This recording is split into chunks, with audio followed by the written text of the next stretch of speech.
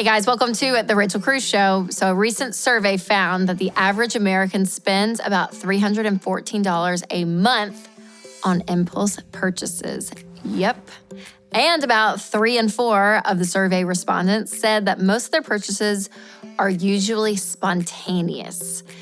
All right, so let's do a little math. $314 a month for an entire year is $3,700 a year. A year, you guys. Like almost, we do Rachel math, that's almost $4,000. That's how I like to word things. Because it's like, what? Almost $4,000. And people are like, oh my gosh, I'm having such a hard time with my bills and all of this. Yes, which is very true because of inflation, how expensive everything is.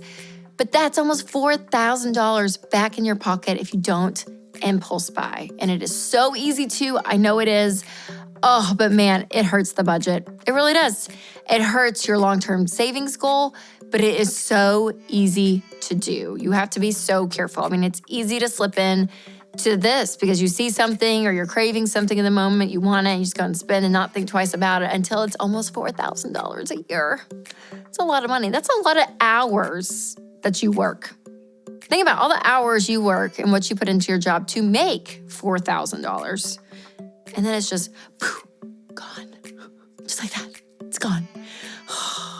So listen, I want you to have fun in life. I want you to enjoy your money, but I also want you to be wise. And this starts to be in the unwise category of life because when you have a plan and you know what you're doing, your money just goes further. And I don't want it just to go further's sake, but you work too hard for it, okay?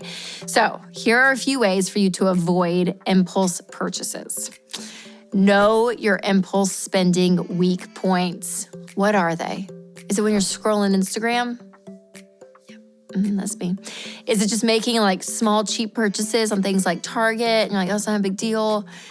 Is it being like, oh, I just want something, I'm gonna go on Amazon and see like what the cheapest thing is. I'm gonna just order it. Like what's the thing that you go to and realize it, okay? And then also realize too that most stores are designed and they're laid out in a way to make you impulse buy.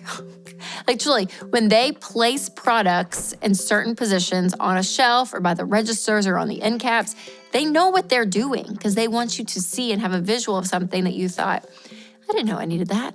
I didn't know I needed that scarf and those earrings and that purse. Oh, looky here, just coming right with me, okay? They know what they're doing. And remember that when you impulse buy, you think that it's gonna be worth it.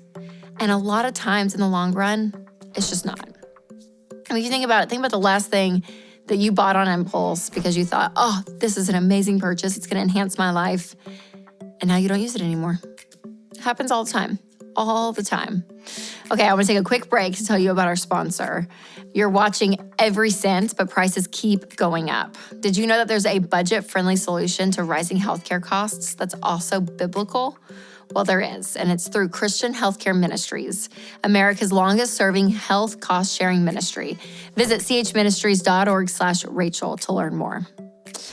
All right, another rule is kind of the classic wait 24 hours before making a purchase. This is a great one. I do this all the time. Add to cart, one of my favorite features in life. Just put it in there. And then you wait a little bit, you go back to it, and you're like, I still want that. No, I don't need that or that or that or that. It's amazing. Once the emotion and the adrenaline wears off, your brain actually plugs back in and you start to think again. And you realize, oh, I don't really need that. Another great tip, always, you know me, is stick to your budget. Stick to your budget. So if you have margin in your budget to buy things that you're like, oh, I didn't exactly plan for that, but it's there in the budget, then that gives you more permission to say, yeah, you can. But especially if it's not budgeted and it's on a whim, red flag. All right, you can also watch a video that I recently did on how to avoid buyer's remorse for some more of these tips because impulse buying and buyer's remorse are like cousins. They're like BFFs. They run together usually. So I want you to make smart purchases. So check out this video. I'll put a link in the description. And it's amazing to me that when you buy something on impulse, again, it feels good in the moment, right? You have this momentary like rush of adrenaline, kind of satisfies something. You're like, oh, that's good. That's what I wanted. It's great. And then it goes away. And if you live like that in that instant gratification world, that you just want something in the moment and you want it now, and you don't want to have the pain to wait for it, even the pain of waiting 24 hours or the pain to save up for something, then that living in that short-term mindset, you guys, is not going to help you long-term. Because in order to win with money long-term, you have to be diligent. And there's gonna be times that you're gonna have to say no. There's gonna be times you're gonna say, no, I'm actually going to wait because what's over there is much better than this quick moment I have right now that I want something. And so what that does is that actually builds up your character. Like there's something in that people that can function in patience and can function in this idea that I don't have to have it right this second. There is a maturity to that. And that is the same character quality, you guys, that is going to help you hold on to your wealth later in life. It's gonna let you hold your wealth in a really healthy manner versus it overtaking your life.